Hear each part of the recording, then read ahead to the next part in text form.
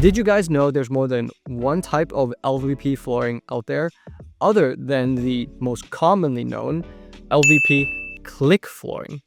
And that is the glue down method of LVP. And it has its place in the flooring realm.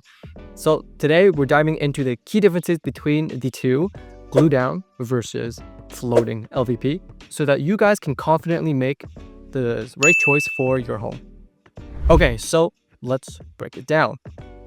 Glue down LVP is all about stability. These planks are adhered directly to the subfloor using a very strong glue or adhesive, making them rock solid and one with the subfloors.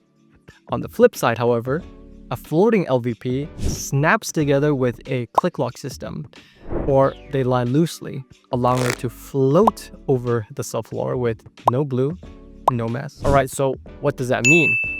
Glue down flooring can handle immense high traffic abuse, so they're great for commercial uses, but really it's an overkill for the guest bedroom that doesn't get much action. On the other hand, the click flooring are perfect for DIYers but may not withstand super heavy furniture in the long run. Okay, so let's put these two to the test. Here's how the glue down method and the floating LVP method stack up against each other. The first category is their installation differences. A glue down installation requires extreme precision, it requires adhesives, obviously, and sometimes a professional touch. A floating floor is a snap and go method.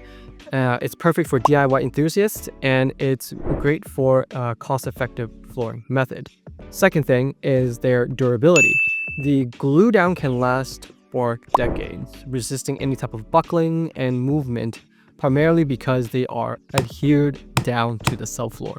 While a floating floor is durable for residential spaces, but it may shift over time under different circumstances. The third thing is cost. Glue down has a higher installation cost due to the requirement of a professional labor and the need for the glue materials in addition to the flooring material itself. While the floating floor saves you money if you install it yourself, because the material costs for both the floating floor and the glue down do compare around the $3 mark on average. Alright, the next thing is the water resistance. The glue down method creates a watertight seal between the subfloor and the flooring itself, which makes it very ideal for bathrooms and basements. And while a floating LVP floor handles spills and is waterproof and highly water resistant itself, it isn't watertight, so that water and moisture can seep through into your subfloor and damaging that. Here's the deal. Your choice should depend on your lifestyle, and it should depend on the space that you're putting it in. Go glue down if you need one, maximum durability for an immensely high traffic area like the kitchen, especially commercial spaces. But it's also great for moisture prone rooms like the bathroom and the basement. You should go floating LVP if you want an affordable, DIY friendly option for your bedrooms, your living rooms, or even your rental properties. So in conclusion, and at the end of the day, the right flooring does more than look good, in which both the glue down and the floating floor both do.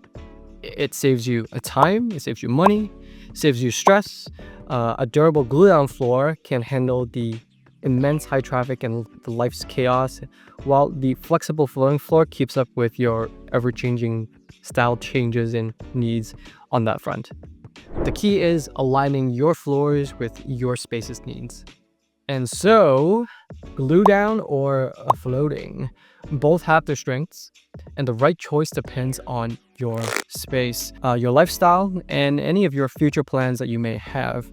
And if you're wondering why LVP is perfect for busy homes with pets and young kids, then check out this video over here.